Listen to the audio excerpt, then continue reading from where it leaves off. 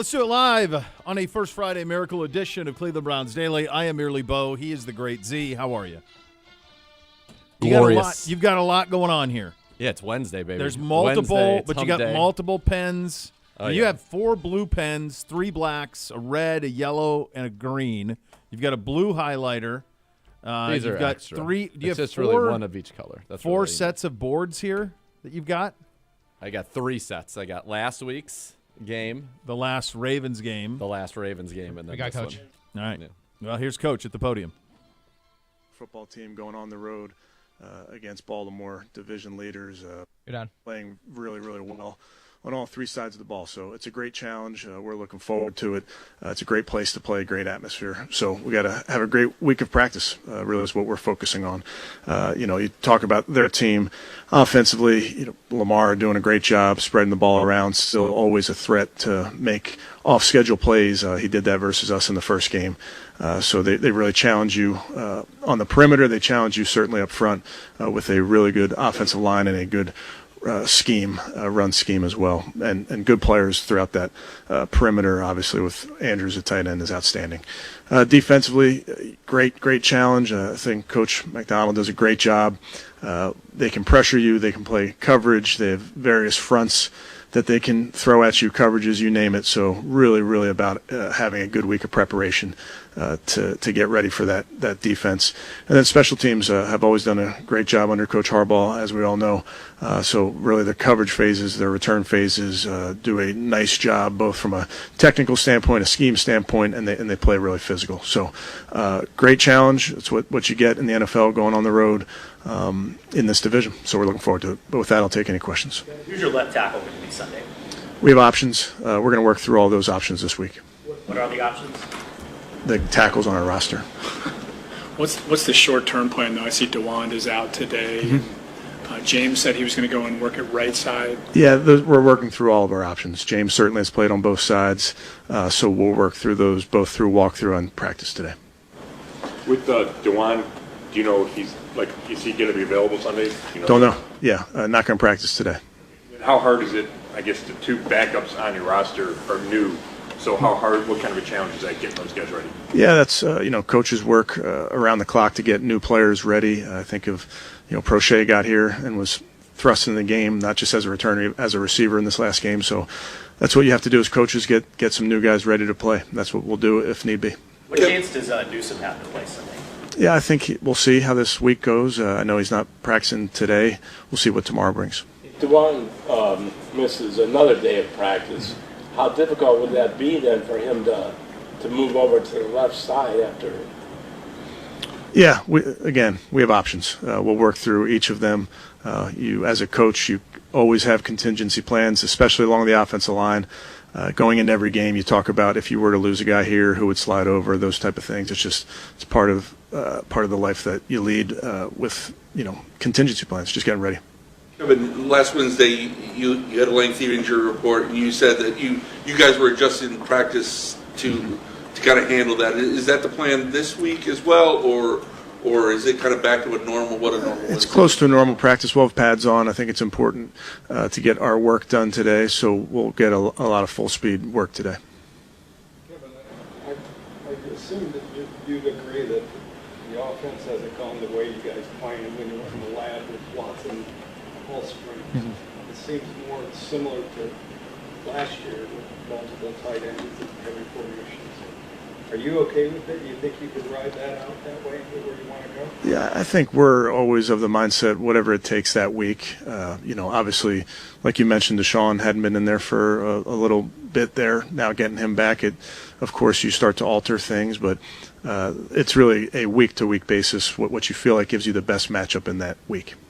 Is it less important who actually starts at left tackle versus right tackle because guys are coming from everywhere? In some ways, yeah. I mean, you still have that technically blind side for the Q, especially a righty. But yeah, I think both, as you've seen with how we've operated, we feel like both tackle positions are really important. I don't know if it matters less than it has in the past. I'm not sure. I know James hasn't played a ton for you this year, but how's he played when he's been out there this year and then even going back? Yeah, he's a trustworthy player when he's out there, knows what to do, plays really hard, physical football player. Kevin, going back to that tackle position, is Joel an option there, or are you thinking of your? Like I said, we have options. How important is like Bill Callahan and all of this to make sure that guys are Very. Yeah, Coach does a great job, with the game plan, with developing players, all those things. So I lean heavily on his expertise in really in all situations, but particularly right now. The running game has really taken off since the last time you saw them. What's different about it? I thought they ran the ball really effectively last time we played them. You can get all certain types of runs. You can always get gap schemes from them. That's what they've done quite a bit in the past. You add the quarterback run element to all of those runs, and it adds a layer of difficulty. But they do a nice job, really, I'd say, in all their run types. And really, again, with the threat of the quarterback running, just makes you have to do certain things on defense. I know they used a lot of eye candy, it seemed like, against you guys too, and I know we talked about that with the 49ers since they like to do that, but how do you think this defense is at adjusting to those type of things? Yeah, I think if you see around the league, eye candy, shifts, motions are up, and they'll continue to go up. Teams do them for a reason, and they're trying to distract sometimes. They're trying to gain leverage, gain a gap, if you will. So those are things that we work very hard on in practice, in the scheme. There's various things that you can do to try to help your players, and we'll always continue to do that. But shifts and motions before the snap and fly motions, those type of things are certainly here to stay in the NFL. Like Lamar has elevated his game this season. He's playing at a very high level. I mean, former MVP, can make every throw very difficult, off schedule. He's playing very well. When you look at the film from that first Baltimore game and see the mistakes that you guys made in run defense, are they easy corrections to make? I think, going back to that one, there's always corrections. Sometimes it's assignment. Sometimes it can be simple alignment. It can be technique. You give them credit. They had some good run types, and we can do a better job, second time around. One of the goals your team had was win the division. Do you feel it's on the line for this game? Yeah, I mean, every team wants to win the division. We're focused on this game this week, really. Want to win this game this week. What's the new? They added a running back or activated him off the injured list, and he went for 138 run against Seattle. What does he add? What dimension does he add to their running game? Yeah, runs hard. I know size-wise maybe not the biggest, but runs hard. They have multiple guys that they can hand the ball to. They have the receivers that they can hand the ball to, and then, like we mentioned, Lamar can keep the ball. So they have a lot of options there in who they can spread the ball around to. Biggest challenges for quarterback facing that Ravens team? Multifaceted, because they do so much. I mean, they can sit in a 4-down front and just play simple zones like teams will do, around the league, and then they can get in a variety of different fronts and disguise and bring pressure from all areas. So I'd say their versatility really makes the quarterback have to trust his eyes. You said before every completion is important for facing the guy. Why do you think it's been so difficult for Watson to complete short passes? I'd have to look at the numbers, or are you going off of last week? Yeah, I wouldn't. I think we're early into his season, if you will, so not a major concern. Looking at the Ravens offense, they've got Rashad is back from the time we played them. Odell is out there. Now Keaton Mitchell, Ronnie Stanley. Is it almost a different ball game than when you're playing for it the first time around? And I think that happens so often, Mary Kay. Even though we only played them, whatever it was, 5 weeks ago, I think injuries are part of this game, both losing guys and gaining guys back. So that's always part of the game. There's some games you play a team back to back, and they may not have a guy that they had earlier, but that's just again part of our job doing making adjustments, understanding who their players are that maybe we didn't see, so the players have a good scouting report on them. Seems like JOK has had some big games against Lamar. His snaps have been down. Do you expect him to be a big part of this? Yeah, JOK is a huge part of what we do. You're right, he's played well versus this team. Looking forward to having him out there Sunday. You're basically halfway through the season here, right? Kind of the unofficial halfway point. you never really know how a season's going to go when you get into training camp. You guys have had some tough moments here losing some guys. What are you most proud of so far, and what are you most focused on trying to shore up here?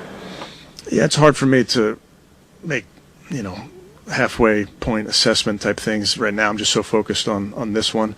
But like we've talked about a bunch, that's the NFL with guys in and out of your lineup, and you have to make adjustments.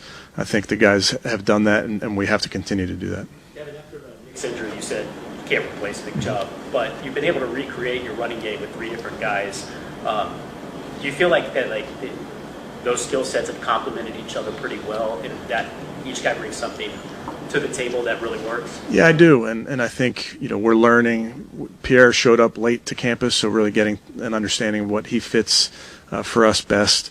Obviously, Kareem, showed up late, but was in great shape, and we kind of know Kareem and know his skill set. And then Jerome's still a young player, so part of it is just getting to know your players and fitting them in there when appropriate. Do you have any update on Nick and the second surgery? I don't. Yeah, no update. He's here today, but doing well. You were confident that Deshaun would be able to protect himself. Were you satisfied with the way he did? He took a couple big shots. Yeah, took a couple big shots. Again, that's as we know, that's the NFL, and his goal, our offensive line's goal, is always to keep him clean. Sometimes that doesn't happen. He has the ability to go get first downs with his feet. He's shown that over the course of time. He'll continue to do that, and then it's about being smart towards the end of that run. On Tony's question about the short passes, specifically from this past game against the Cardinals, do you have a concern at all about some of the short passes, or was it just I don't. First half thing? Yeah, I really don't. Mitchell's hamstring come during the game? Yes. Is Mike Ford the guy if Greg can't go? We have options. End of the season, there's a lot of excitement about just some of the multi-dimensionality Elijah wants to give you offensively. When you just look at the numbers on the surface, they don't really jump out as far from a production standpoint. Are you happy with how that whole piece of the playbook has played out here, and how maybe do you get a little more explosiveness in the pass game besides what Amari's doing? Yeah, I mean, our pass game, we want to lean on, like you mentioned, Amari, Dave, Elijah. I think those things come in bunches. He's doing a great job. He's doing what he's asked to do. I think he's a threat with the ball in his hands. So those are all things that will continue to grow over the course of the season. Much better is this Ravens defense than from earlier in the year when you guys faced them? Yeah, it's so hard to compare. I mean, they're playing well. Obviously, they've played well at home. The last couple have gotten guys back off of injury, good players. But they do a nice job schematically. They play hard. So we understand the challenge. Okay, thanks, guys. You're up. All right, there's Coach at the podium to start off your first Friday. Obviously, a lot still up in the air when it comes to the roster, especially at the tackle position. Rumors this morning that Dwan Jones would be the left tackle and Hudson would be the right tackle. And we talked to Joe about that on Monday and thought that feels like a lot going on, but who knows? Coach says all of the tackles are options this week. Who are the in Baltimore. options? All the tackles all on the of them. roster. Everyone on the roster. Everybody who plays the position. Just to kind of refresh. We know that Joel Bitonio is not part of the equation. Apparently not. Apparently if he's not a tackle. Well, he could say he's a tackle because he has played tackle. Yes, yes. So that would be, you've got Dwan Jones, you've got James Hudson, you've got Garen Christian, and you've got Leroy Watson. And those are your options. When you find yourself saying somebody's name with Watson, do you find yourself saying it like Arsenio Hall and Coming to America? Randy Watson. Yes, Leroy Watson. That boy's good. Good and terrible. He is so good. He is good. Did you guys watch the second one? I did. Was it good? I was entertained by it. Like, manage your expectations. Yeah, I mean, like it's never going to come close to the first one. How could it? But it's fun. Yeah. I got a good laugh out of it. I got to give that I got to run that back a little take bit it, there. Take it for a spin. All right, coming up next, we'll go over where we are from a roster standpoint and what could be happening at the roster this Sunday in Baltimore in what is an absolutely monumental matchup between the Browns and the Ravens. Sione Takitaki will be on the program today as well. You'll hear from your quarterback. We're off and running. You listen to Cleveland Browns Daily, brought to you by Bally Bet, sports betting partner of your Cleveland Browns, now live in Ohio on 850 ESPN Cleveland.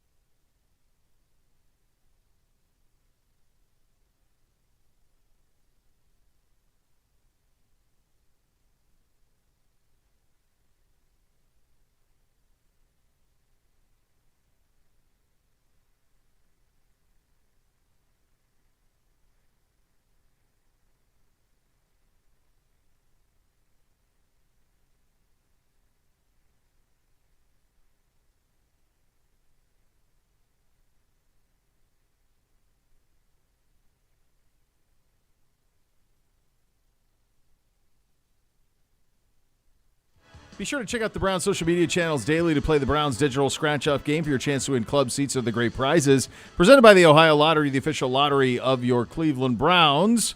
Welcome back in here on a First Friday. The Browns are back at practice today, preparing for those 7-2 Ravens. Your injury updates, there were quite a few of them here as of yesterday in terms of placing guys on IR at 2:57. Yes, we had Jed Wills placed on IR. Cam Mitchell as well. That was something that was surprising when we saw that yesterday, just as we finished the show. Yeah, and he had played so well for you. You thought that, this is a guy who can help you out with Greg Newsome, who will not practice today, but they are hopeful that Greg Newsome by game time will be able to go. You got a little more clarity on, for example, Pierre Strong not practicing today. You wonder, why did he only get 3 carries in that game? Obviously, he must have tweaked his hamstring in that one. That's what he is out with today. But, yeah, Cam Mitchell's a big blow, and that leads me to believe that come game day, regardless of the status of Greg Newsome, I think we'll see our old pal A.J. Green active. I think he'll be elevated to the 53 this week. Kind of become a forgotten man, but when he was thrust in, every time he's been asked to play, he's played well. He's done well, and he certainly is a guy who can play in the slot. And I think that's what you're down to on your slot corners there. Your tackle situation is very challenging if you don't have DeJuan Jones. I'm gonna be optimistic. DeJuan Jones played the whole game. I think he's gonna play. What do we make of Hudson's comments that he would be at right tackle today at practice? So did you think that DeJuan can't play, or would it be? So it's either that. 2 choices, yeah. It's either that, or they have made the decision that they want DeJuan Jones at left tackle and James Hudson at right tackle. Because if DeJuan Jones, if you thought he could play or he couldn't, my guess is you would want Hudson where he's going to be. So does that mean, and this is for speculation, and Kevin Stefanski was offering nothing. You're not getting anything about what they're actually thinking. So Garen Christian has started 16 games, 49 games in his career, 16 starts, a former third-round pick of Washington in 2018. Last time he started a game, he started 8 at left tackle for the Houston Texans. So I think that there's a good chance that he could be the guy that you would put out there. Now, is this a great scenario? No, this is not a great scenario for the Cleveland Browns. Now, you hope that he can play and do better than that. The other tackle on your roster, Leroy Watson, has never played in a game. He spent 22 and 23 until we signed him off the 49ers practice squad, much to Pedro's chagrin, on their practice squad. He has not played. So you got DeJuan, hopefully, Hudson. I mean, my guess it would be Christian and Hudson if no DeJuan, but I got to feel confident DeJuan Jones is going to be able to be out there. It just feels like he's one tough hombre. He basically played every snap last week, 72 of the 73. So I think that he'll be. And maybe Hudson's just a right tackle today while DeJuan is out. But yeah, that doesn't make sense. But to me, if you were doing that, then you'd put him at left if you're just. Unless Garen Christian is just like a straight left tackle. But I mean, I don't know. To me, that's why it is confusing, and I think that's why so many questions were asked, because there are questions that, to quote the great Gandalf, questions that need answering. They do. Yeah, they do need answers. And not for us per se. It's like they need the answers. Not today either. Today's Wednesday. First Friday. You need them answered end of the week, baby. Yeah. That's when you need those things answered. Can I share the help that you've just given me? It is one of the. I mean, it almost knocked you out of your. It forced an immediate text. It was so mind blown. So when you have children, and those of you that do know this, when it comes to disciplining them, you have to find the thing that matters to them. I've found that if you find the things that matters to them and take that away from them, that is the most effective form of discipline for ill behavior. And so with young Bootsy, we were having trouble figuring out what mattered to him enough that if we took it, it would affect him to the point where the behavior would change. The other two, it was pretty easy to establish the things that mattered most to them. And so I was posing this problem to Master Z here, and I said, we just can't figure it out. Like, there's just nothing that he holds dear. And as you are writing a note, you don't even look up, and you just go, snacks. Take the kid snacks. He lives for snacks. That's all he wants. When he goes to dinner, what do you want for dinner? Just get snacks. That's all he wants, snacks for dinner. That's why he loves the Super Bowl. It's not because of the game. It's because basically snacks. It's just snack. It's a snack-a-palooza. That's all it is, snack-a-palooza. Well, not anymore. I'm going to record it the first time it happens. I sent it to the blonde. I've yet to see her response. I want her response. I'd like to know her response. She's gonna be so for it.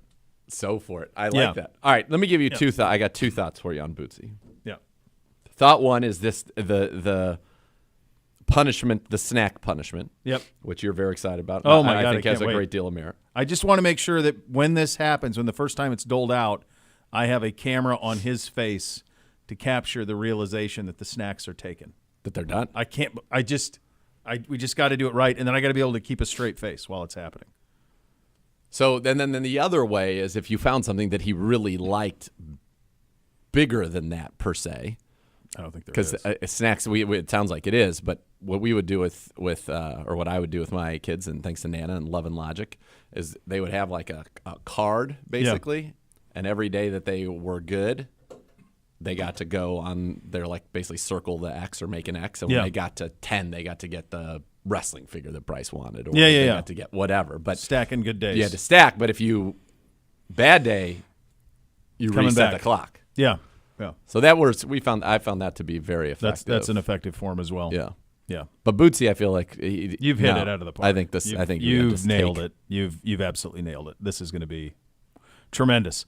In terms of guys not practicing today, no Bell, no Goodwin, no Dewan, no Greg, no Chief, and no Pierre Strong. Coach, and we talked to some about that in his presser, but that is the not practicing today list. So David Bell missed last week with the knee injury.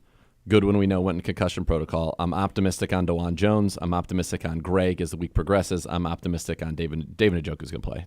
That's not even a concern. No. Dude, he played. He burned his face off, and he played. Yeah. Pierre Strong. Come on. That was the Ravens game. I know. I remember the circumstances surrounding Pierre Strong, no idea. The fact that he played. Yeah, wild. That's nuts. Yeah. Especially once we saw that dude's a stud, man. He is. I think there's another level to him from a production that we're not tapping into yet. I think he could be like a 10 target guy. We are not yet. And a couple of these games where Deshaun's played well were such blowouts that you're talking about him still throwing it 30 times, 33 times against Tennessee. Like, we have not yet unleashed what Deshaun looks like. And I think I know there's a lot of discussion today about, Deshaun and Houston and can he regain, that formula or that Is that magic. a new topic just for today? No. I haven't heard anybody ever discuss that. Is that new? No, it's not new for today. Certainly not. But maybe. One of the things I think to note about it is, you're talking about a guy who in Houston, when he would have some of his like biggest games, we're talking about 45 pass attempts. Just absolutely, we're dropping back and we are going to go ahead and we're airing it out, right? So he's had some very efficient games, but you look at his top passing games, he's got a couple at 33-30, then 40, 42, 44, 41, 39, 37, 38, 40, 37 pass attempts. He's got a 50 pass attempt game in there. That's not anything that's going to happen, as far as his time here with the Cleveland Browns. In fact, you'd have to go down the 40 against the Steelers on this year on Monday night. That's the highest that he has and 42 against Cincinnati in the losing effort. Those are the two highest he has as a member of the Cleveland Browns. All the other ones are all Houston. He hasn't had to throw us to a win.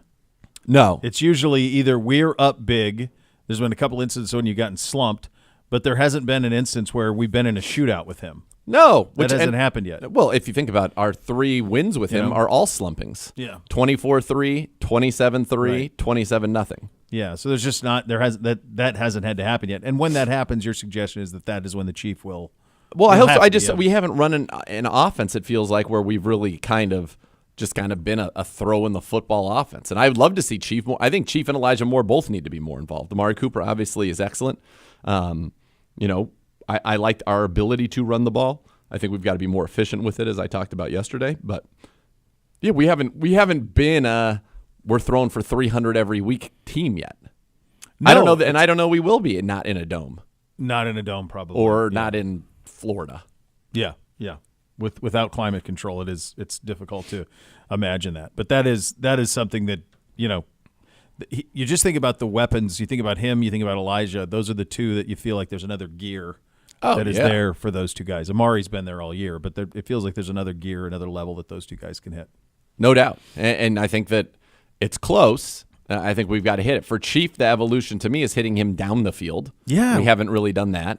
And for Elijah Moore, it's hitting him when the guy's open, which is a lot. Yeah, that's the idea there, my friend. All right, kids. Browns fans, you can enter a chance to win season tickets for the 2024 season from Sugardale in your local Meijer. Head to browns.com/contest to enter now. And don't forget to grab Sugardale Bacon on your next trip to Meijer. We will meet the Ravens coming up next. You'll listen to Cleveland Browns Daily, brought to you by Ballybet. Sports betting partner, your Cleveland Browns, now live in Ohio on 850 ESPN Cleveland.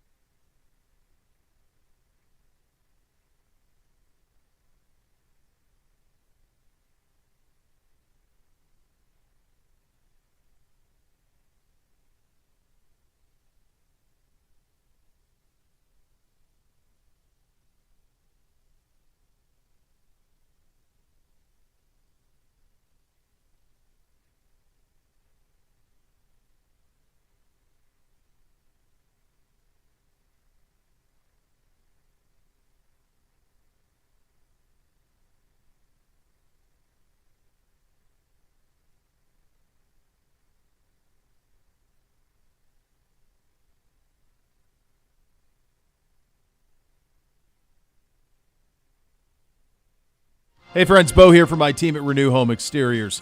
Now introducing new Ascend composite clad siding featuring beautiful deep grain look, 20 available colors. Keep that just installed look for a lifetime with this low maintenance siding. Plus, with Renew's price match guarantee, you can be sure you're going to receive the best price for your exterior project even after you buy it. Renew Home Exteriors, superior products and superior service. Visit renewestimate.com. Tell them that Bo sent you, and they will take care of you. I promise you that. Let's time to meet the Ravens, coached by John Harbaugh. 16th season, 154-97. A Super Bowl champion, the 2019 AP Coach of the Year as well. The Ravens lead the all-time series 36-13. Both teams 2-2 in the last four. Browns haven't won in Baltimore since 2019. The last meeting, the Ravens won 28-3. Of course, we remember that one in early October. Last time out, they whipped the Seahawks 37-3. In terms of where they rank in the league offensively, they are 6th overall. They are 1st in rushing.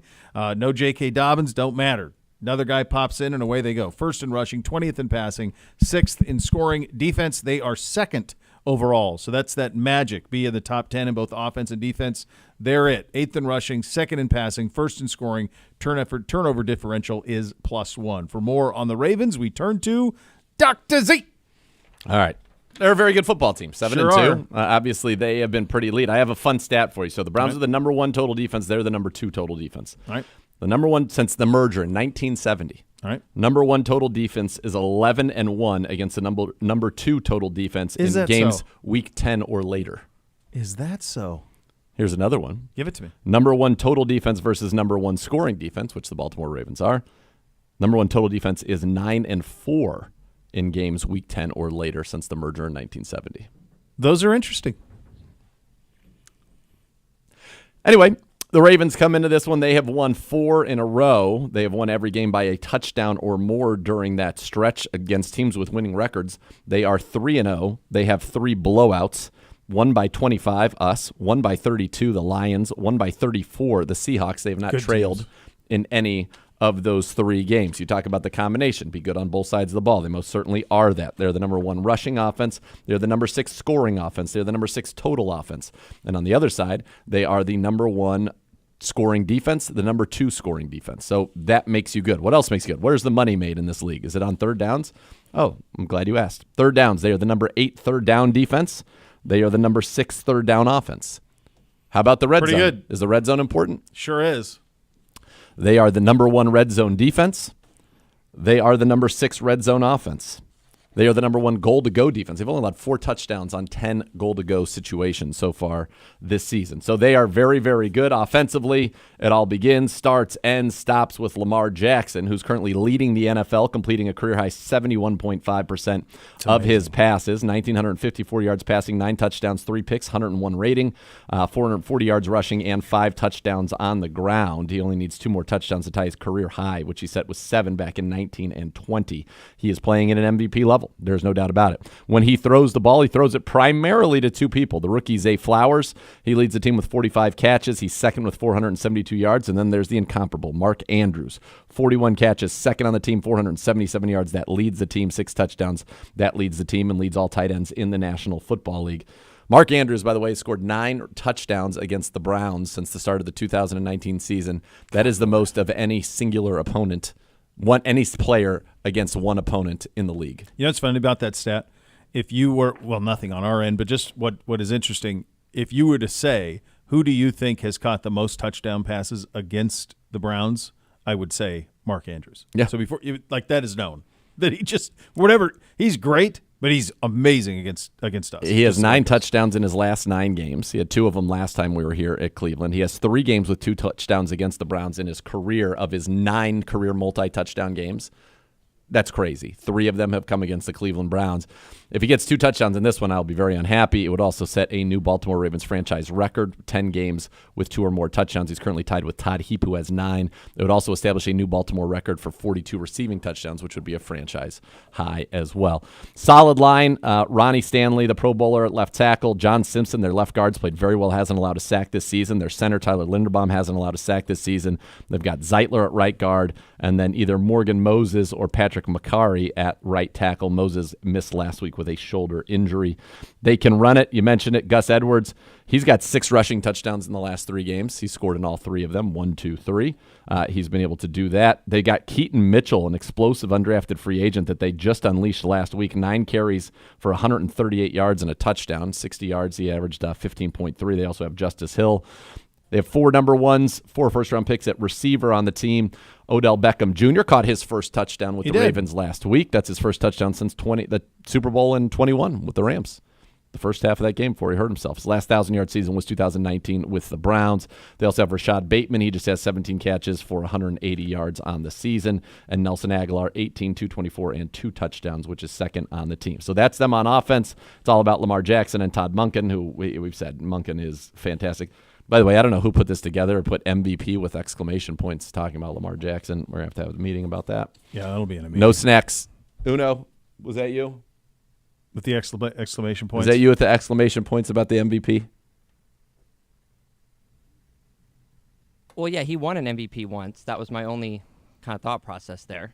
and he's playing like. But the exclamation point means like excited about MVP, MVP. You're No, chanting it was more for him. like how when because it's in Baltimore, fans when they when they for chant their MVP, teammate, like, MVP. when he's at the free throw line and they shoot MVP, MVP. I think it's a minor infraction. It's not. You're going to get. You're not going to be put on probation. No fruit snacks. No fruit snacks for you. Nothing like that. It reminds me of my dad, though, who for the longest time, every text he would put an exclamation point, as opposed to emphasis. a period. I said, excited. "Why are you yelling at me all the time like with this? Wasn't that what you're supposed to?" I said, "When's it?" No. Does every sentence end that way? No, it does not. It doesn't have to. Only periods from now on for those meet the team segment. Now you've good. learned. Now Good you've job, learned. Dave. Very good. Very good. We've got, I want just one little consistency note. Stars have returned, period. MVP, exclamation point. Monken's weapons, nothing. No punctuation. Oh, yeah, no at punctuation all. on that. And then other names to know gets a period as well. Yeah. I think maybe go with, let me throw something at you right here, Uno. How about the old colon? I like that. How about you just colon the end of these? Just colon them up. The other thing you could do is bold them. If you bold them, And then you don't need anything.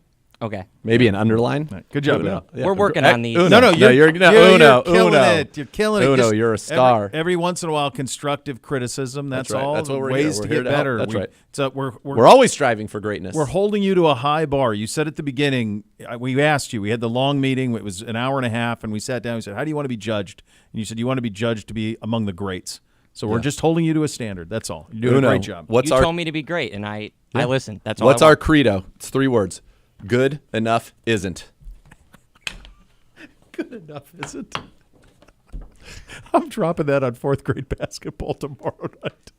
Good enough isn't. You're on a heater today. Let's go, dude. Wednesday, I get fired. Board day? I get fired Board up. day. Yeah, you got a lot going on. I got a lot. I'm very Continue. excited. I'm sorry. Yeah, we got derailed. Who wants to talk about these guys? All right, we'll They're talk. really damn good. We'll That's the talk about reality. their defense. How about this? So, this is courtesy of the good folks at NFL Research. So, points per game, Browns. These are for defenses. Points per game, Browns 17.4, third. Ravens 13.8, first. Total yards per game, Browns 234.8, first. Ravens 262.6, second.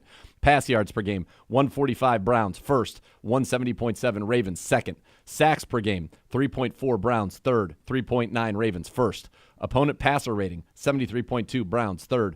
Opponent passer rating for the Ravens, 69.7, first. So we're both of these are the two best defenses in the NFL by a wide margin. It's a classic 3-4. Sometimes they will go with kind of the two guys in the middle and then the two standers on the outside. Justin Madubuike is having a season, brother. He's having a year, dude, out of the middle. Career high 7.5 sacks. He leads all defensive tackles in the NFL with sacks. Not Chris Jones, not Aaron Donald, Justin Madubuike. He has a half a sack in 6 straight games, which is the longest streak in Baltimore Ravens history. So he's killing it. Then you talk about who's rushing the passer for him. Odafe Owe, he's got 2 sacks in the last 3 games. Jadeveon Clowney, remember him, the former Brown, he's got 3.5 sacks. He has 41 pressures this year, 6th in the NFL. Good Lord. So he's playing at a level that we didn't even see the year he had 9 sacks with us 2 years ago with the Browns. And then, do you remember Kyle Van Noy? I sure do. Well, they added him. His first game was against us in Week 4. Since then, he has ripped off 5 sacks in 6 games. He's got a forced fumble. He's got 5 sacks in the last 4, 2 in each of the last 2 at home. And he now has 5 straight seasons with 5 or more sacks. So Van Noy, Clowney, Owe, all getting to the quarterback. You have the best inside linebacking duo in the league in Roquan Smith and Patrick Queen. They're one of the 3 sets of teammates with more than 75 tackles this year. Queen is one of 2 in the league with 75 tackles and 3 sacks. He's got 75 tackles, 3.5 sacks. Roquan Smith, he's got 87 tackles. That's 6th in the NFL. He's got 1.5 sacks. Or 4th in the NFL, I'm sorry. These guys are very, very good there. And, Roquan Smith has the highest coverage grade, second highest coverage grade in the NFL at Pro Football Focus, and certainly the highest at linebacker. That's because his teammate, Geno Stone, has the highest coverage grade in the NFL, leads the NFL with 6 interceptions. 6 picks, man. 6 picks on 7 passes defensed. Every time you get a pick, it counts as a pass defense. So every time that he's touched the ball, 6 out of the 7 times that he's gotten a finger on the ball, it's been an interception. Here's the crazy thing. He has 6 picks in 9 games this year. He had 1 pick in his first 34 games. So wild. He's playing well. They've got Marcus Williams. Obviously, he's a ball hawk. He didn't play last week with a hammy. Kyle Hamilton, who is a do-everything safety. They've got the corners, Marlon Humphrey on one side, Brandon Stevens on the other. Stevens has 2 interceptions. He got an interception against the Browns, as did Hamilton. Both of those were their first of their careers back in Week 4. And then they've got Arthur Maule from the former Pittsburgh Steeler. He's got 2 sacks this season. They play a lot of nickel. They play a lot of split safeties, 2 safeties deep. They don't play a lot of single high, and they just get after you, quite frankly. They are a very, very, very good team. Yeah, their single high rate's 41%, 30th, split safety 50%, 8th. They play zone 71% of the time, kind of middle of the league.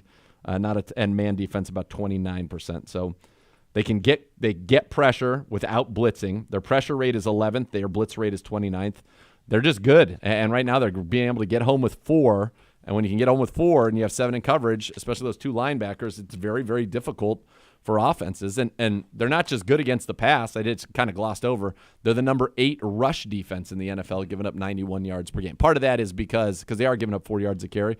Part of that's because they've beaten people down so badly that teams do not run the ball in the second half against them. I mean, like last week, the Seahawks, I think Walker was under 20 yards and Charbonnet was under 10. They didn't even try. Didn't even try to run. No. So this is, look, very good team. And then on special teams, of course, they have the incomparable Justin Tucker, the best field goal kicker ever, period.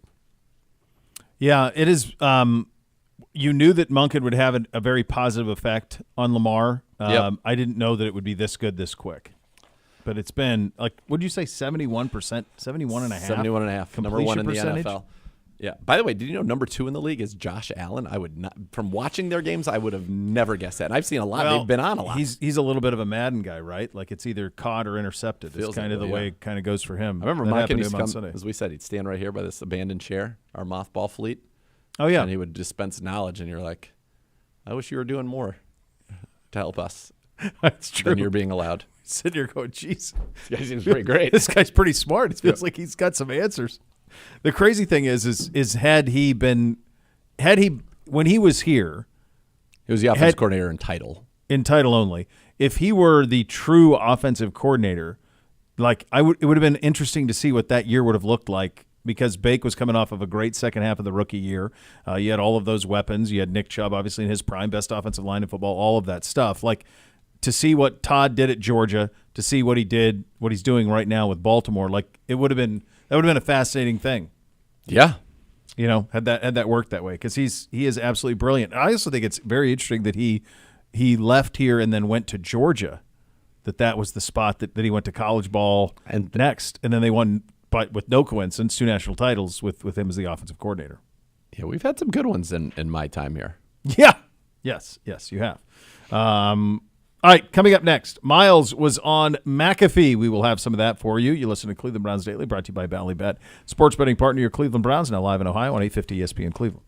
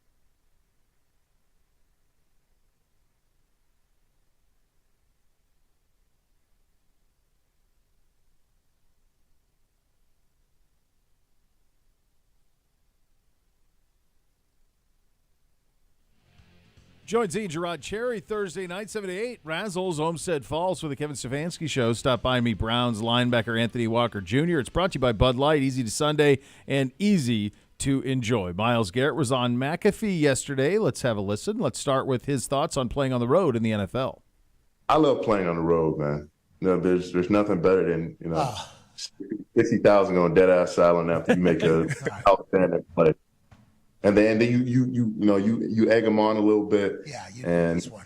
Yeah, you give them a little something to remember, and that's how legends are made, man. That's how teams are remembered. Man. You literally were doing this. For like 40 yards, you were just doing this, and then all the Browns fans were going bananas. It was wild. It was wild. You took over that game. You completely took over there. Yeah. And just walked all the way to the sideline like that. All the way to the sideline like that. It was... Ruined our jerseys. Yeah, it did. It ruined our Indiana Knights jerseys. Yeah. We had special jerseys on, Miles. You do that. Yeah, we had special jerseys? Huh? Those were special jerseys? Yeah, exactly. Well, they were ugly, but they were special. Miles? Disrespect. My special jersey now. You remember those jerseys from me now. That's true. What's your problem? It was a good day. Now, they're called Indiana Knights jerseys, and it was a 1 o'clock game. Yeah. And that's because we got no primetime games all season. Not a single one. So I don't know why they picked you guys to showcase these games, but it was a great game. It was a great game, and you ruined it. You absolutely ruined it. What a night. What a day. It was an honor to watch you play, to be honest with you.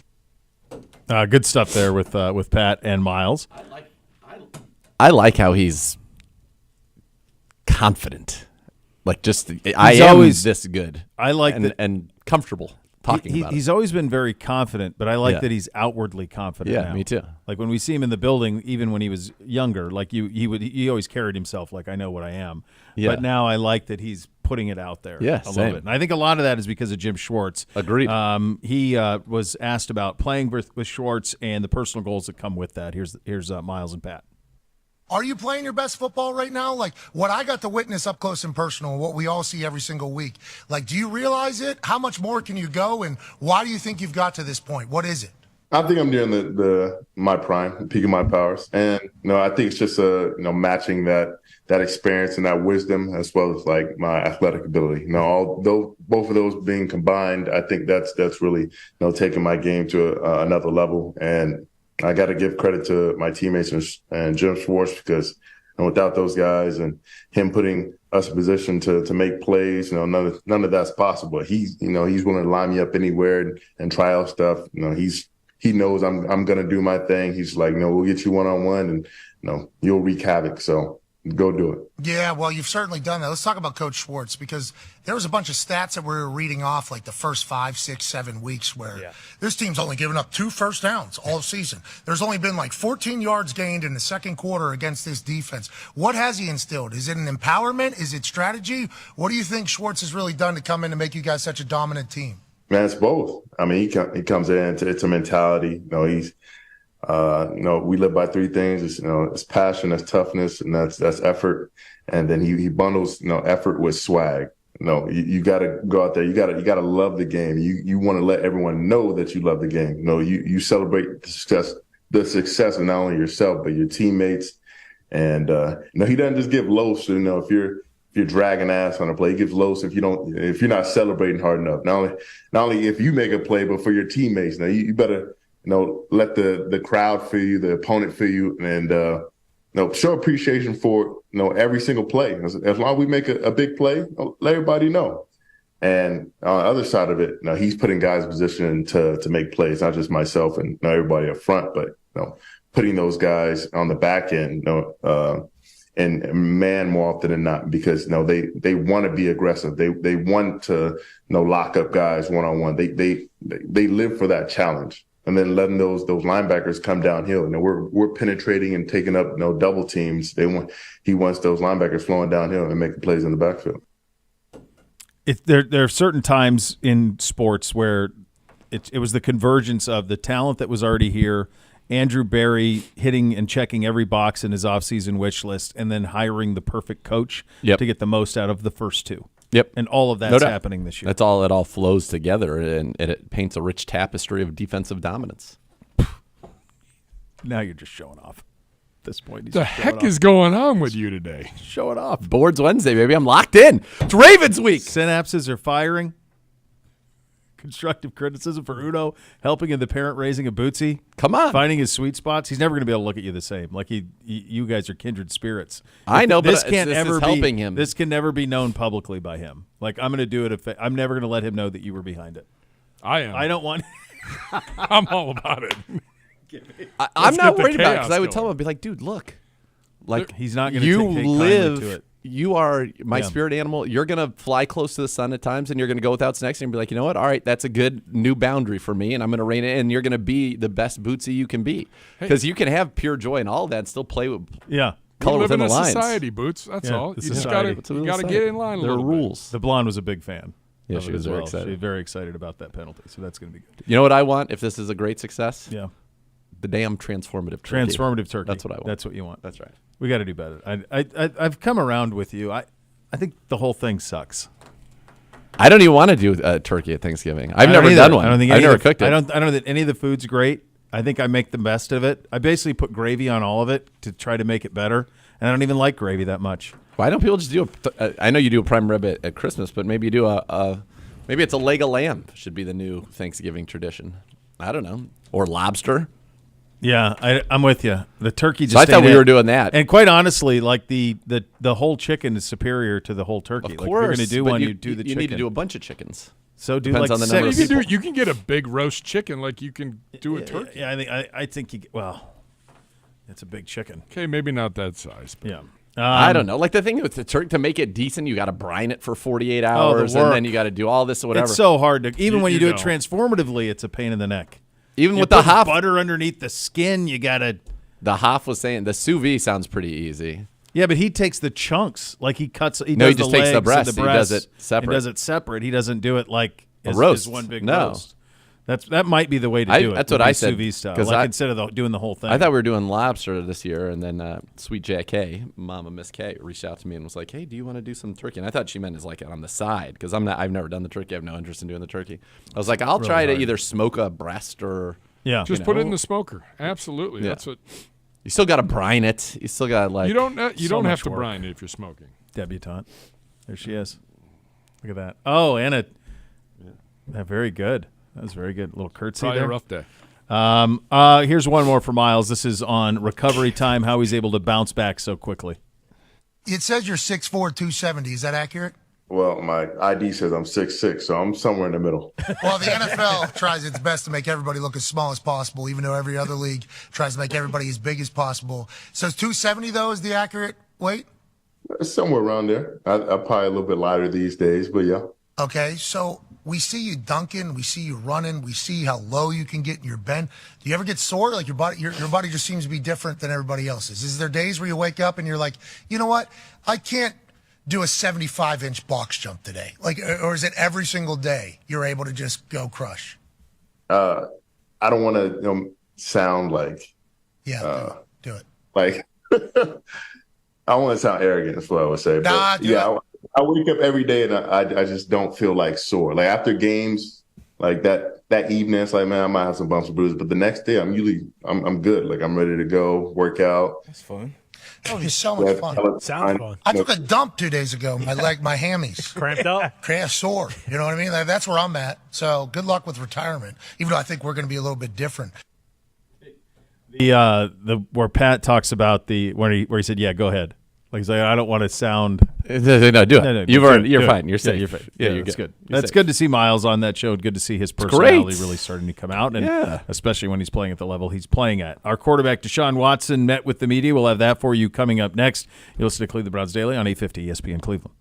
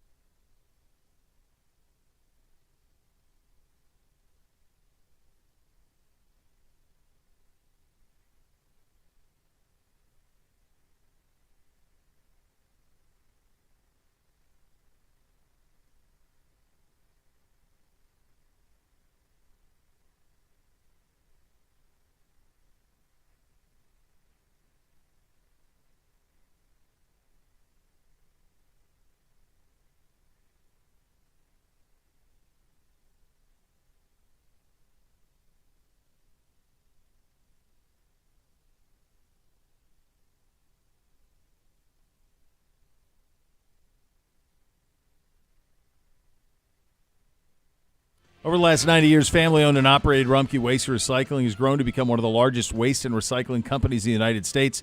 They're proud to be the recycler of choice for the city of Cleveland. Visit www.rumpke.com to learn more on that. Hammer tweeting us, please do not change Thanksgiving meal. It's the best for all of the holidays besides 4th of July barbecue. We would just say, Hammer, our response to that would be... Erroneous. Go ahead, it's your thing. Erroneous. I was on. Oh, you weren't? I was. Oh, you were down. Oh, jeez.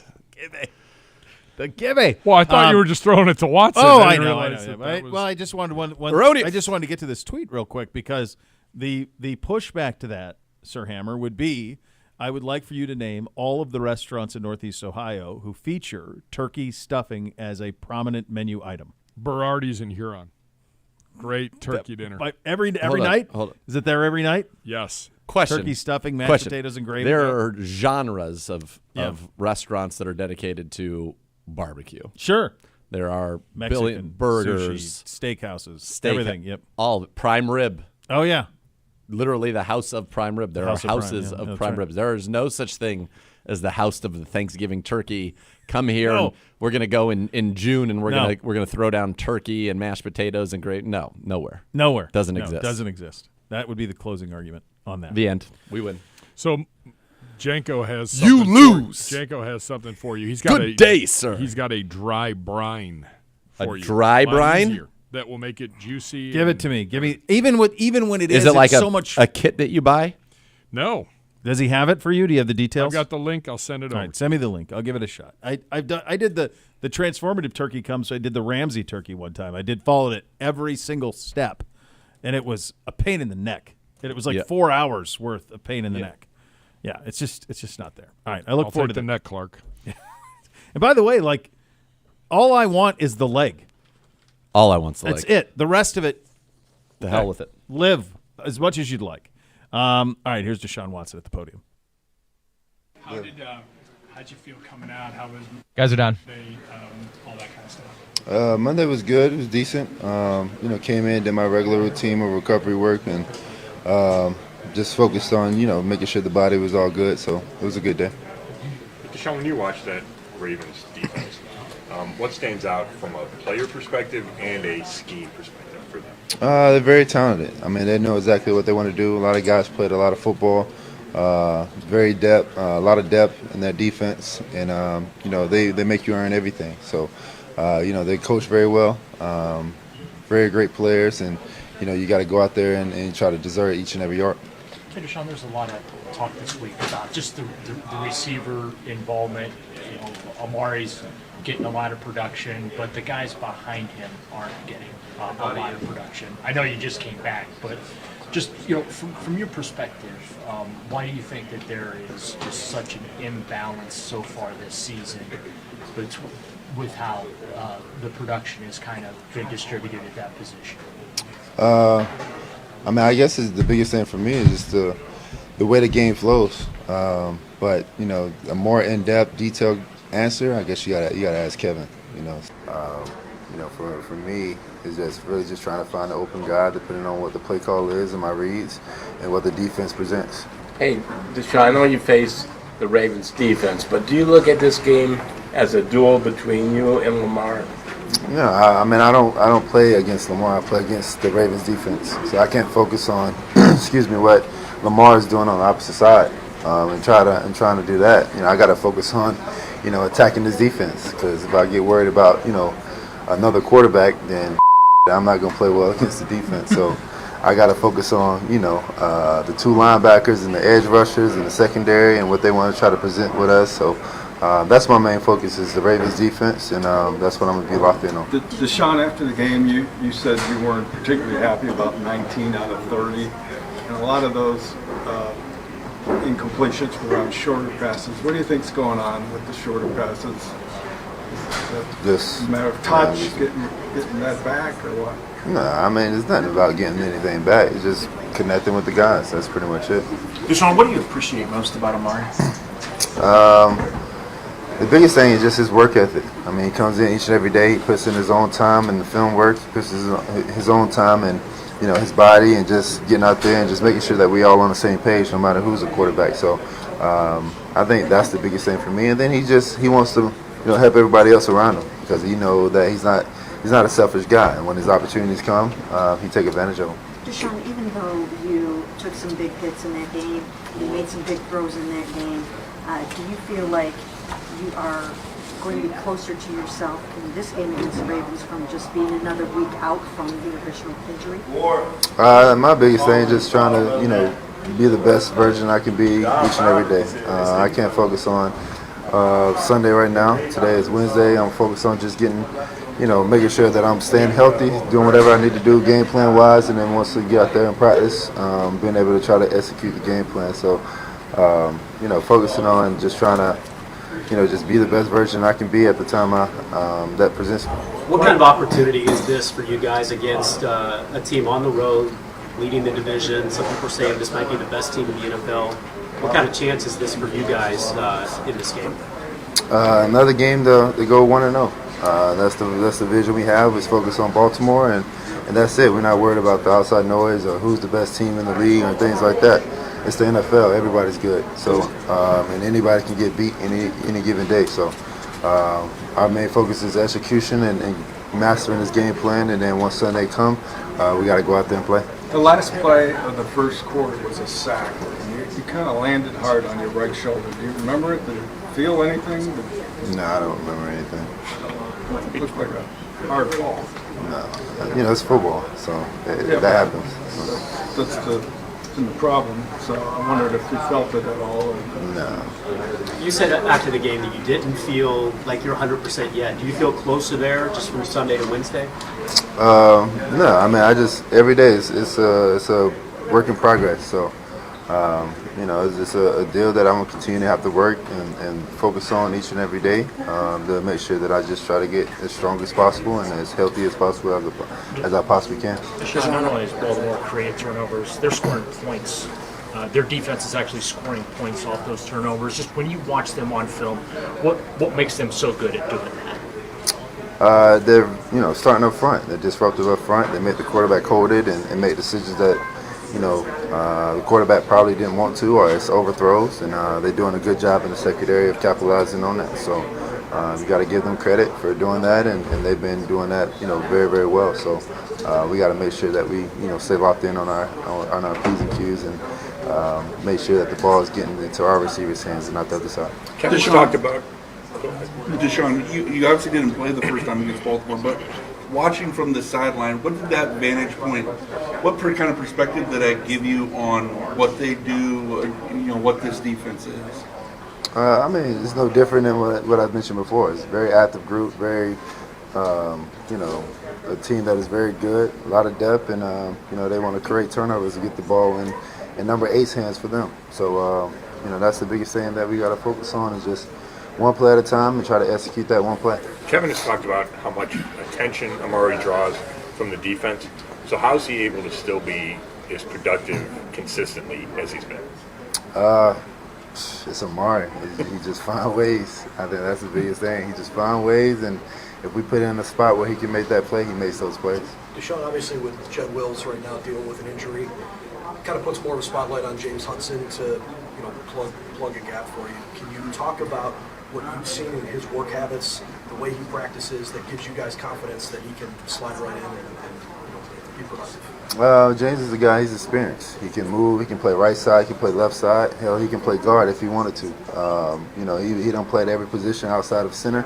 And he's a guy that understands his offense. He's been here for a while, so and he's motivated. And he wants to get out there and prove that he can play at the top level. And, he's just been working his tail off each and every day, and he's getting with Coach Callahan and those guys and making sure that he's locked in. Deshaun, there's a few guys in the league that have the same skill set as you. Lamar is one of them. What do you appreciate most about him? He's electric. He's exciting to watch. He's a guy that any given play can make something happen, regardless if you think you have him sacked or think you have him bundled up. He's gonna get out of it. So you just gotta. It's fun to watch him. It's fun to see him on the other side. But we just got to make sure that we try to contain him as much as possible, because you can't really contain him. You know, he's gonna get what he get, but you just try to slow him down as much as you possibly can if you can. Speaking of the O-line, outside of the young side, do you feel that you and the O-line were in sync on Sunday within your return? Or still some things you feel that could be retooled ahead of Sunday? Yeah, I mean, each and every game, each and every week is it's a new challenge. But you know, Sunday was a good day. Sacked once, which was on a design red zone play, so it was a coverage sack. Arizona did a good job with that one. But yeah, we just got to stay locked in on the protections and making sure we're going to the right guys and the ball's getting out right on time. Sorry, how is Jadeveon playing for them, and what do you have to worry about with Jadeveon in the game? I mean, he's another guy that's on our defense, very disruptive. He's playing really, really well, playing very confident. He looks healthy, and when he's healthy and playing with confidence, he's one of the best DNs in the league. I've seen it on both sides, played against him before, and I played with him. So I know exactly what type of person and player he is. He's, you know, in my eyes, one of the best, you know, disruptors in the NFL. And you got to make sure you're watching out for him. You're up.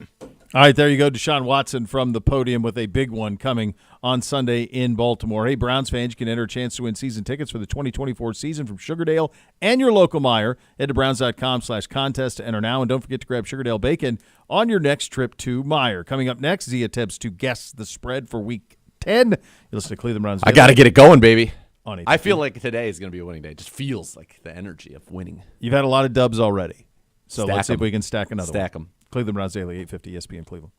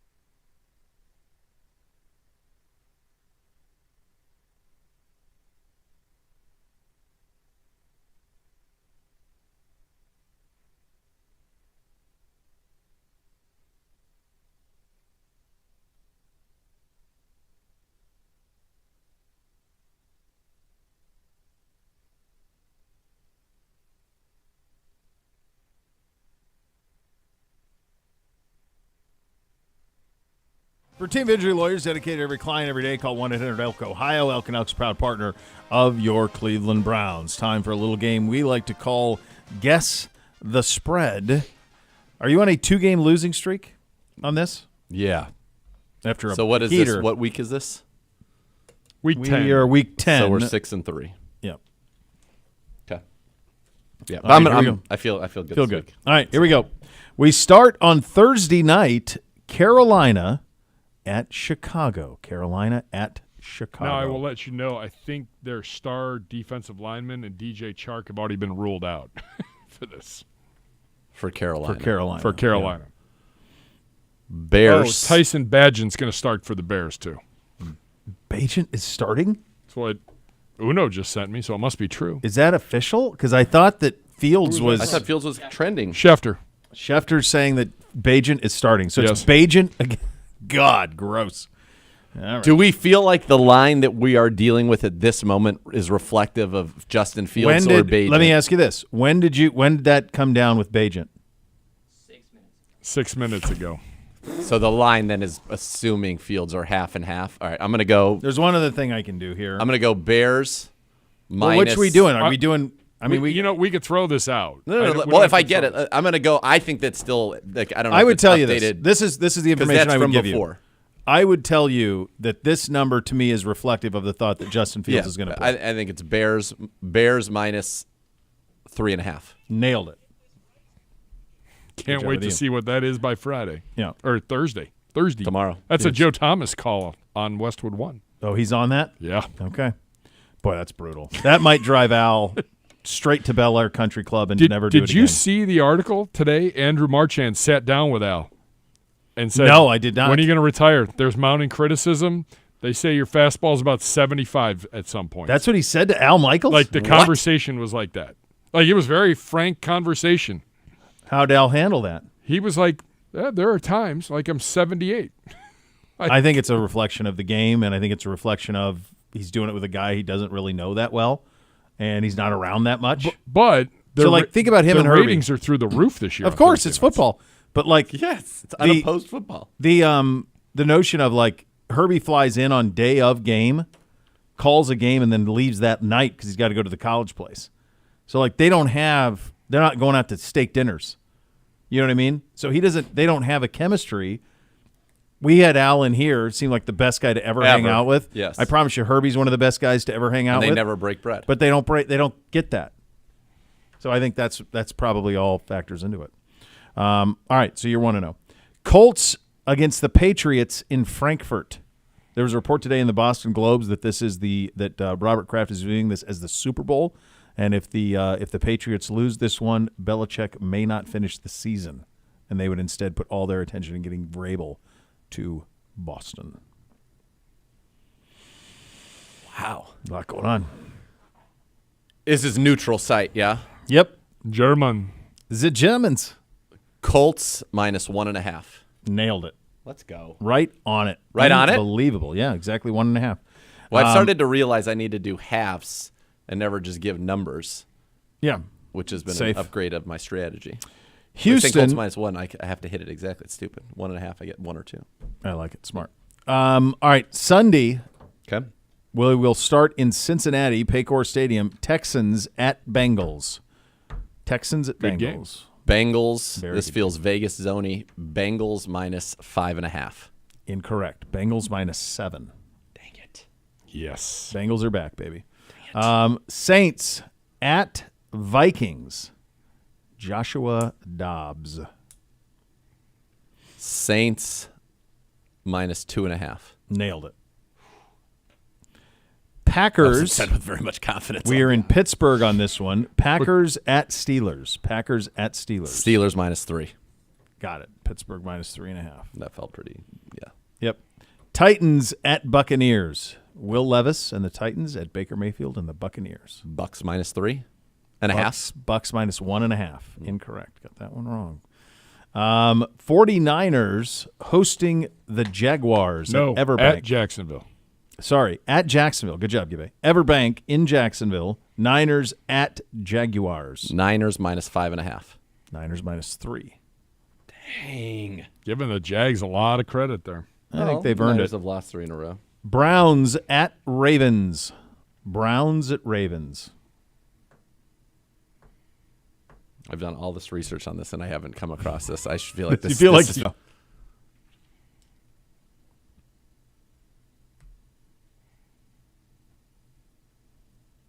Ravens -6. Nailed it. Exactly 6. Garbage. That went up, too. It's gone up. It was 5.5. Now up to My 6. half thing only applied to when I was trying to do 1. It only matters once you that's get true. there. I can Yeah. get in the halves. All right, we're into the afternoon now. Falcons at Cardinals. Gross. Kyler Murray's return. Falcons at Cardinals. James Conner as well in this one. Falcons -3. Falcons -1.5. That's how bad Arizona That was is. my first thought, but I was like, Arizona's dreadful. Yeah, the Kyler bump is probably what's changing it. Lions at Chargers. Lions and Chargers in Inglewood. God, I was feeling good. Chargers -1.5. Detroit -3. Jeez. I thought Detroit should be favored, and then I didn't know. Oh, my goodness. There you go. the record here? It's 5 up, 5 down. How many games do we have left? 3. 4. 4. Because you got Monday, too. Okay. Giants at Cowboys. Oh, you're right. 4. Giants at Cowboys. Dallas -10.5. Dallas -16. 16? 16. 16. Like, I don't think there's any way that I would have thought it would be that high. No, Like, and- you're figuring double digits, but not 16. By the way, I blew it yesterday on the Goodfellas. Tommy DeVito is the character Pesci plays in Goodfellas, but it's Phil, who is like Phil Leotardo from The Sopranos. Yep. He is the one that says, Tommy, get That's your shine box. Yeah. When Tommy's talking to Spider, he wants a drink, and that's when Spider mouths off. He shoots. And he shoots him. But the idea that both Phil Leotardo and Maltasante Are in are it. both crossing paths with Tommy DeVito led for the confusion. Sad. Sad. I hate when I get those wrong. All right. Commies at Seahawks. Commies at Seahawks. Seahawks -3.5. Seahawks -6.5. All right. You got to get a push. Win the last 2. Get a push. It was 4-2. I mean, now I've lost. I know. I've gotten I one don't in like the last this. 5. I don't want this to change your. You've had, It's not. You've had a My great zest day. is fine. It's dubs after House dubs. money. We're still 6-4. Worst case you're scenario. Good. All right, here you go. Jets at Raiders. Jets at Raiders. This is Sunday night football. Good night, nurse. Ugh. Jets at Raiders. Again, how we weren't flexed into this is. They're not flexing next week either Raiders with Broncos and Vikings. Raiders -1.5. Jets -1.5. Golly. The streak hits 3. Yeah, this 6 is and something. 4. All right, finally, Broncos and Bills, Orchard Park. Bills -7.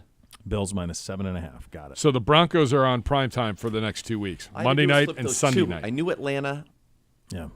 Here's the other thing. You're right. It's a good observation out of you. Not only are the Broncos, but the Jets are too. So we had the Jets on Monday. Now we're getting the Jets on Sunday. What is that? I don't know why they are doing what they're Why are they doing with doing the it schedule. back-to-back? No, just mix some other teams in. Like, it's absolutely ridiculous how much of the same teams you're seeing in prime time. Before we go to break, it is the 30th anniversary of Bill Belichick cutting one Bernard Kosar for diminishing skills. Do you remember it? I do. I sobbed like a 10-year-old girl. I remember the coverage of it. Strong men also cry, Gibby. That's true. I am a crier. I'm a Yeah, big me crier. too. I remember even as a kid hearing about it. I want to say, my window into the sports world was almost entirely Sports Illustrated in those days, and I want to say there's a Peter King SI story about it. There was. That was. I think I have it at home. Yeah, I just remember thinking really. Like, that's what's happening. And we've talked to Bernie about it when he used to be on with us. I mean, there are 2, I think, Browns moments in my lifetime that have just floored me. Shattered young Gibby? Yeah. One, the day Schottenheimer was forced to quit as head coach. What was the story behind that? Because he wouldn't give up the play calling. There was this whole thing, and he was like, that was a guy that kind of had put this all together. He had taken all the pieces and parts, much like Jim Schwartz, and gone, I can work with all of this, and now we're going to go win. And then they did, because he and the owner, who shall remain nameless, couldn't get along. He was like, I'll go somewhere else and win. And that's what he did. Then he did. And then was he replaced by Carson? Yes. And then Belichick. Jim Schaffner was like an interim. They fired Bud Carson at some point. Okay. Yeah, and then when Bernie, like the diminishing skills and the TV ratings in Cleveland when they showed every Dallas game, like the race was on at that point to show every Bernie game in Dallas. And he was the backup to Troy, but Troy had gotten hurt. And yes. he helped so him in the Super Bowl. The Browns cut him. Dallas grabs him. He leads Dallas to a win over Arizona the following week, 20-15. Yep, I remember that. The Browns start tilt Todd Philcox. Jeez. Wasn't exactly Steve Young waiting in the wings. No, it was definitely not. No. But then, I mean, Testaverde came. Yeah. And is that Eric Zier era too, like somewhere in there? Yeah. The kid out of Georgia. The kid. He's like 55 years old now. Kid out of the young, but the it young was fella. It was awful. Like protests, like people just crying everywhere. Like it was. We always say it. Like I would imagine the reaction to Bernie being cut here was greater than the reaction in the Bay Area when they traded Montana for Young. Yes, it was. And Joe won 4 Super Bowls in a decade. I can't help your. It was the greatest I don't know quarterback what ever. Your city's problem is. It's just wild how it is. We've said it many times. I think he is on Bernie here. The way that he is beloved here is on a short list. Like Bird in Boston, Magic in L.A. There's a few people that are like on that list of just universally beloved in their cities and can do no wrong, and that's Bernie here. He's got the heartbeat of it. If your game plan for the season includes buying or selling a home, Howard Hanna has the answer, delivering a winning strategy for breaking down the game of real estate. As the market leaders in Northeast Ohio, more buyers and sellers trust Howard Hanna to their winning home team. Visit howardhanna.com/go Browns today for more on that. Sione Takitaki going to join the program coming up next. You'll listen to Cleveland Browns Daily on 850 ESPN Cleveland.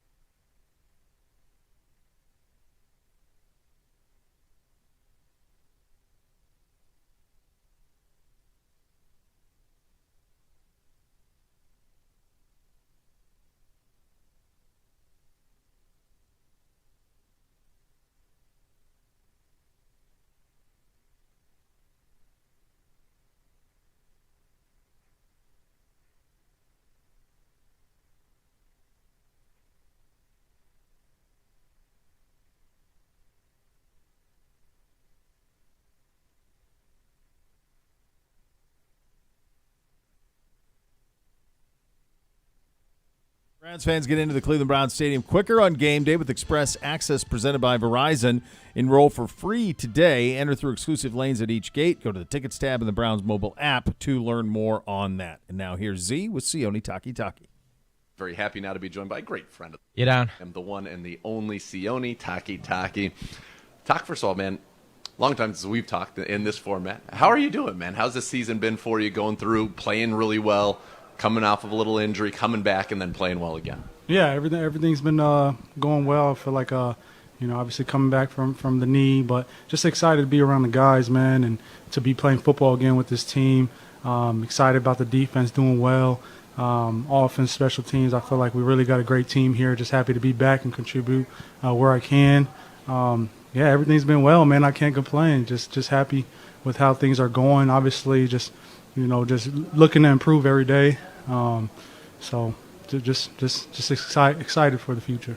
Let people understand what you went through to get back to this point, because you tore your ACL in Houston last year, late in the season, to come back and to be ready week one and be able to come back and to play, and we're going to get to some of your numbers in a second, but to play at the level you've been able to do. What did you have to go through, and what did that kind of teach you about yourself? Yeah, it was a late injury, in Houston. Obviously, they're probably looking, you probably won't be able to start the season, but just went, put my head down and worked. Just very thankful for Joe and the staff, my surgeon, and I kind of just, leaned back on my faith, man, what I believe. God has helped me through, and then my coaches and everybody here in this building has just helped me make it possible. So just very thankful to a lot of people. I couldn't do it without myself, my wife, family, just a real good support system, and then obviously the staff here did a great job with me. So just happy. We're all happy. It's always better when Takitaki's in the mix. How is it in that linebacker room for you? You and now AWOC, and you guys went through the injury together. You and AWOC, and you got JOK and Tony Fields. You guys have all been there together. Tarver's been with you guys this whole time, and then you add some new faces in. What's it kind of like been in that room having? It's not often the NFL where you have that kind of continuity of four linebackers staying in a room together with their coach. Right. No, just excited with the room. I feel like we have a really great room. I've talked about it a little bit before, a mixture of vets and new and young guys, and I feel like we mesh really well. Tony coming along, Jock obviously has been playing lights out. Then we got the vet, the lieutenant, Walk, man, my dude. Obviously he came back from injury too. Just excited for him and his success. And then we got a bunch of other guys too. Matt Adams, just talking about an energy guy, energy bunny for the team. Kind of, gives us that energy, that light. And we also got Jordan Kanashi, coming off his deal, man, a vet. And then we got the young guys, Mamu, my guy Charlie. Just very, very excited for those guys and their future, man. Those guys came in, put the work in, very smart dudes, picked up the scheme, I feel like. And, you had your early success with Mahmoud and Charlie, man. You turn on the tape, those guys can play. So I feel like we got a really good room.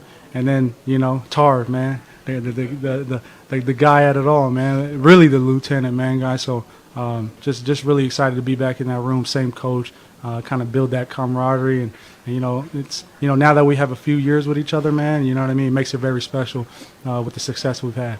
Well, we're halfway through the season. You played 7 games.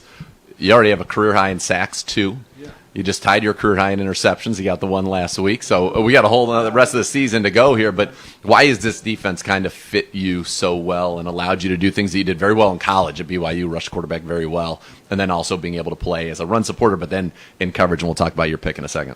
Yeah, no, just like you said, I feel like it fits me well, just kind of playing with that aggressive front that we have. We talk about it, throughout the whole season, man, just how aggressive that front four makes it easy for our linebackers. But yeah, man, I feel like I'm a run stopper first, kind of downhill guy, and so it fits well with my guy. Man, I had to laugh. I knew he was, but no, I'm really excited, man. I feel like that room, we have a great room, fits the scheme. And we're able to play off the guys up front. Talk about the guys up front, dude. They just made our job really easy last week.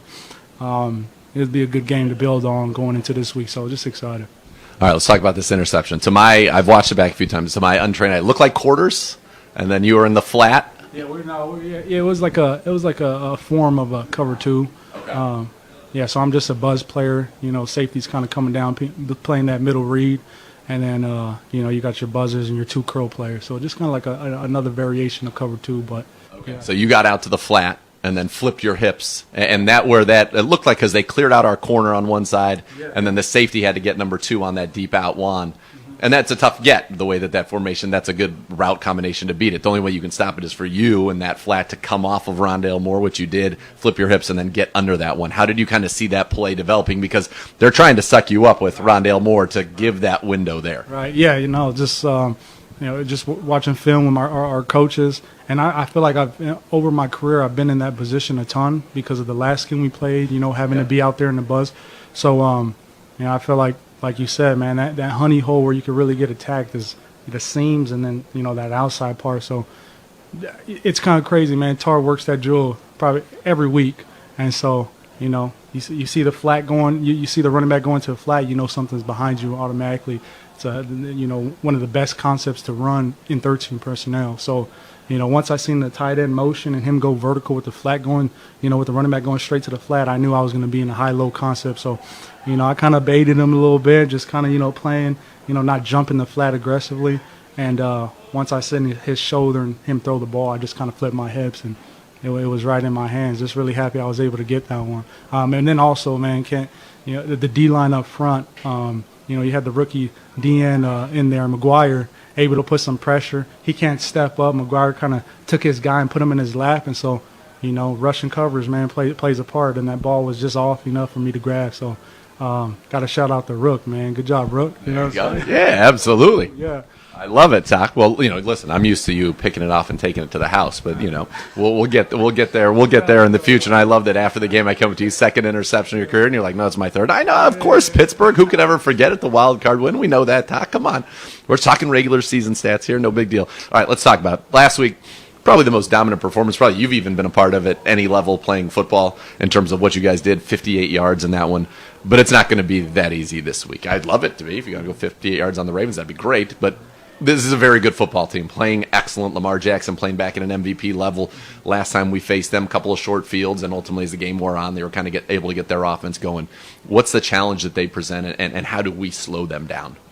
Yeah, we just got to play smart football. Obviously, we know what Lamar brings to the table, and so we just got to be real smart and back to the basics. Really, every man just doing their job. That's really how we're going to win, as everybody being tuned in to what they do and doing our job come Sunday. I feel like it was a good win, obviously a historic win, best win I've been a part of, defense-wise, and I think it was a good win to kind of build going into this game right here, where this team is going to be a powerhouse, and the defense is up for the challenge. You know what I mean? So excited for this one coming up. The way we're going to beat them is just playing our style of ball, playing together, everyone doing their job, and rallying to the ball. So when you have a quarterback, let's take, just anybody, even Geno Smith a couple of weeks ago, they're going to hand the ball off. When they kind of get like it's going to hand off, it's either going to hand off or a play action. It's one of two things. With Lamar, when he kind of gets sideways like that, from a linebacker's perspective, that at this point, okay, he can be handing it off to Gus Edwards, who's a big guy coming downhill. Sometimes he keeps it himself, and then he runs out that side, and then sometimes he play actions and spins back the other way out of it. How does that affect? Does it make you kind of do you have to pause a little bit? Is that what makes that so effective when they have him in that action? Yeah, you just got to account for, and when you play the Ravens, that's just any team, you got to always account for Lamar, and so that's what makes it, that much more hard. But, that just comes down to, all 11 of us on the field doing our job. I feel like if we do that, we'll be just fine. If somebody gets out of whack, that's where they can kind of crease us. And you hear Torv say it all the time. When Lamar kind of puts his butt towards the sideline, he's either going to hand it off to the running back or head straight to the sideline and look for a crease and put his foot in the ground and head north-south. But really, we're going to really have to stick to our fundamentals, be tuned in on our assignments to knock out the run and everything they do. You guys are the number one total defense. They're the number one scoring defense. You're not playing the defense, but is there some of let's go out there and show the world that we are the best defense in the NFL? For sure. You know what I mean? You always want to be the best defense. So in a way, we're playing their offense, but we're also playing their defense. And it's a good challenge for us. We're up for it, and we're excited to get out there on Sunday and just kind of do our thing, man. Let it fly. Let it fly. Can't wait to see it. Talk. Thanks for the time and best of luck against the Ravens. Appreciate it. You're up. Just one of the best dudes, and he's having a great year. Go ahead and ask the question you asked off air. The last time Deshaun Watson beat Lamar Jackson. I would say that it's possible. But the first thing that came to my mind was when Deshaun Watson was at Clemson and Jackson was at Lamar was at Louisville.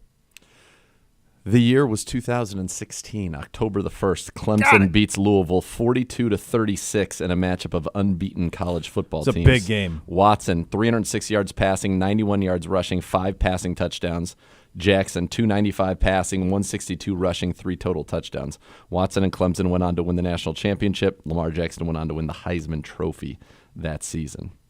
Another fun fact, both Watson and Jackson are 5-0 in their careers as starters against top 5 scoring defenses in week 9 or later.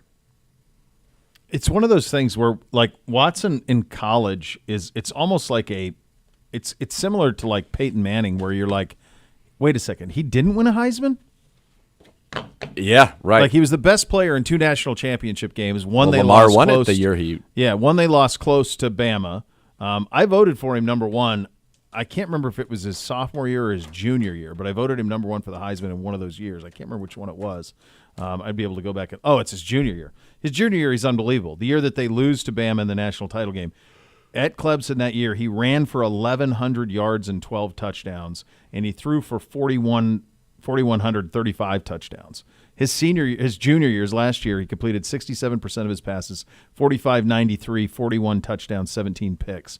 They won the national title. His completion percentage at Clemson, 68, 67. He was just dominant. He's one of the most important players in the history. I wonder what Lamar did at Louisville that year that allowed for him to usurp, because Clemson would have been undefeated. It had to be his running. Yeah, and Clemson would have beat him that year, right? Yeah, head-to-head, he would have won. What did you say Lamar's stats were in that game? In that game. Do you have that? Yeah, I got it. Lamar was 295 passing, 162 rushing, Eesh. 3 total touchdowns, 1 pick. So that's 16. Lamar won it in his sophomore year. So he threw for 35, 43, 30 touchdowns and 9 picks. And then he ran he ran for 1571 and 21 touchdowns. Yeah. So that's how you win the Heisman, despite Deshaun beating you head-to-head and Clemson winning a national title. That's how that happened. Wasn't it Deshaun to Hunter Renfro? Was that who caught the that's in the 16. game winner? Yeah, he hit him. And the year before, he was the best player on the field. When Bama beat him in 15, he was the best player on the field. But in 16, yeah, they got him. And then that led to that led to Lawrence, and that led to that Clemson run. Do you give, because I was a big Taj Boyd guy. He was the first guy in that ring. So he was a 4/5-star quarterback. It was between Ohio State and Clemson for him. And landing Taj Boyd allowed for them to land DeAndre Hopkins. I think Martavius Bryant was on that team. Sammy Watkins was on that team. Yeah. So there was a group of those guys that were all kind of in that lineage. That's when Dabo, because that's Tommy Bowden into Dabo. Who did Deshaun have there? He would have had. Well, it would have been some overlap. There's one other big receiver I feel like we're not thinking of that I'm not naming. Yeah, who are we missing that was on the that was there when Justin Ross was there? Justin Ross was a freshman when he was unbelievable, but that could have been with Lawrence. Wasn't there one more like big? There's a big huge target receiver that was there when not T. Higgins, right? T. Higgins is later. T. Higgins was on the same team with Mike Justin Williams. Ross. Mike Williams. Yes, thank you. Good job out of you. I knew. I was going to say. Yep. 100%. We knew there was. You knew yeah, Mike Williams had 98, 13, 61 that season. Yeah, they had Ray McLeod. They had a loaded Hunter Renfro, Deion room. Kane, Cornell Powell. All of them are in the NFL. Yeah, went to the NFL. They had an elite quarterback and receiver room from like 13 all the way through Lawrence. Ooh, you remember the running back on that team? Played in the NFL for the New York Giants. We were talking about Clemson history, and all I can say it's definitely not, because he's way before. But all that's in my head is C.J. Spiller. That I can't even see anything else. Wayne Gallman. I do remember Wayne Gallman. Yeah, that's cool. That's cool. That was one of those. I remember that hype of that game though, like Watson and Lamar in 16, like how big of a deal that one was for everybody. Pet Supplies Plus, giving you a chance to win tickets to home games all season long while providing the best deals for your pet at over 75 stores throughout Ohio. Enter to win at clevelandbrowns.com/Pet Supplies Plus and receive a coupon to use at your local store with your entry. Pet Supplies Plus, proud partner of your Cleveland Browns. Also, right before we go to break, it hits me like that 16 was now 7 years ago. That feels, I remember that championship game like nothing. The idea that that's 7 years ago now. We're getting old, kids. So much more to come. Cleveland Browns Daily, 850 ESPN Cleveland.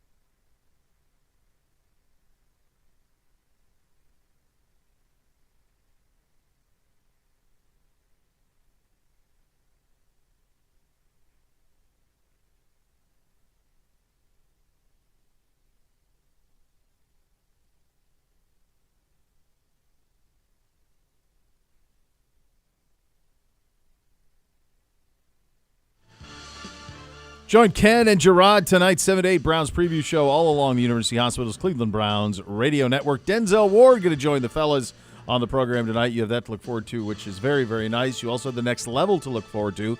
That's coming up next. Thanks for listening, everybody. Cleveland Browns Daily, 850 ESPN Cleveland.